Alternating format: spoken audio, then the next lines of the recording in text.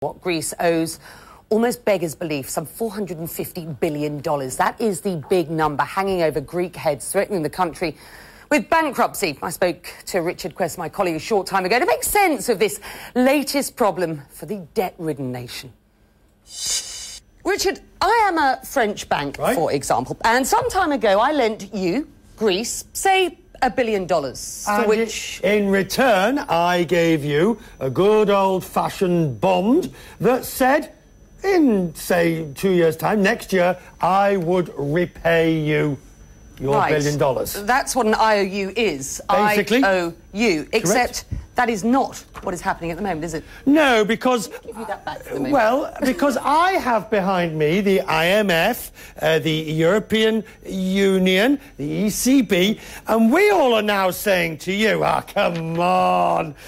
I'll tell you what, give me that back, I'll give you another one. Or, better still, you don't want it next year. When it comes due, we'll roll it over. How about 2015 or 2020 or 2030? Call me old-fashioned, but when I was doing Economics 101 at university, I learned that if a government doesn't pay off its debt, or it can't make its payments, then it goes into default. Effectively, it is rated D. Right, and this is the problem with the proposals that have been put forward, whether a soft rollover or anything else or any other of the variations that have been cobbled together. They all assume this word voluntary. And everybody's forgotten the rules of S&P, Fitch and Moody's. Is this a distressed asset that's heading towards conventional default?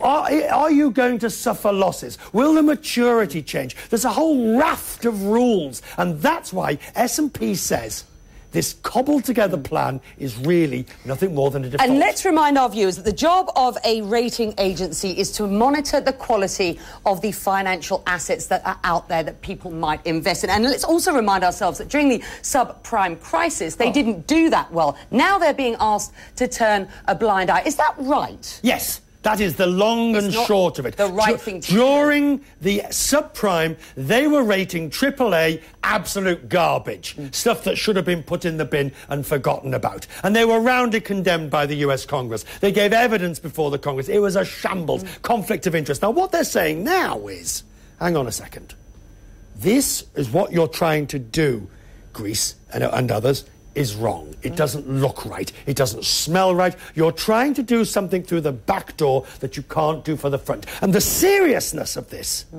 if tested in the courts, is that we'll end up with a structured or selective default, which is exactly what the Europeans don't want. What does happen next? What happens next is they have to go back to the drawing board. They've got the austerity plan, they've got the money, so Greece is okay for the next few months. But bailout number 2, the so-called private participation, the bit that Germany is demanding as the price for bailout 2, they don't have a mechanism yet that is... Look, they can argue about it, but they don't want to argue about it. They want a cast-iron guaranteed mechanism. And what S&P today was basically go... shot the whole thing down.